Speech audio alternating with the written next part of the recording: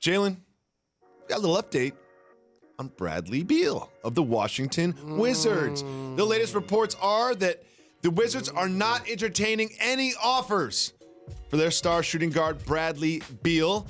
And there is a report from the Miami Herald. Barry Jackson says that if Bradley Beal does not sign an extension with the Wizards, indicating that he wants to stay there long term in Washington, that the Heat may be interested in taking on Bradley Beal and potentially also taking on injured John Wall in his gigantic contract.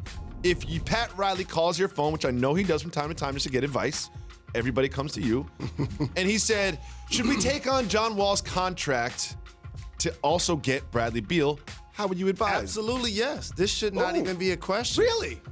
There are going to be people talking about whether you should take on Russell Westbrook's contract, though he just won MVP a couple of years ago and averaged a triple-double for 3 straight years. Chris Paul's contract comes to mind as well. The exact same thing, but if he goes to the Eastern Conference, he's going to play on an all-star level on most nights.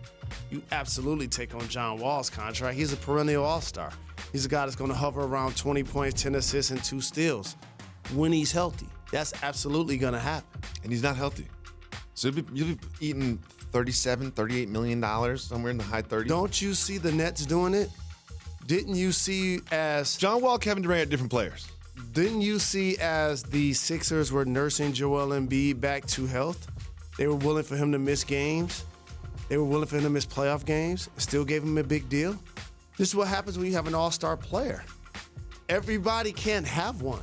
So if you have a chance to acquire Bradley Beal and John Wall to go with Jimmy Butler, oh, you got to do that in the East without a heartbeat. And the Washington Wizards don't have much of a choice. It's going to be really cut and dry.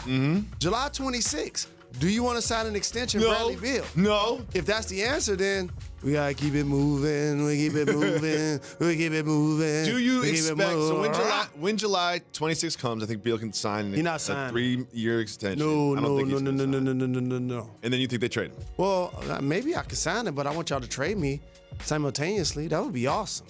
Because I've given these handful of years or so to the organization, and though I do like Hachimura, I like him.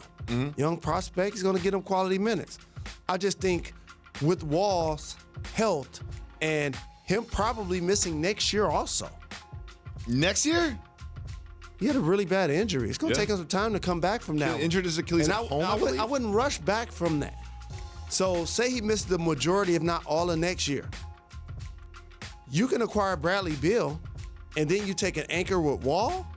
I'm doing that, no doubt about it, if I'm the Miami Heat. Stay tuned. Interesting. We'll stay tuned and see if this actually happens. Thanks for watching ESPN on YouTube. For more sports highlights and analysis, be sure to download the ESPN app. And for live streaming sports and premium content, subscribe to ESPN+.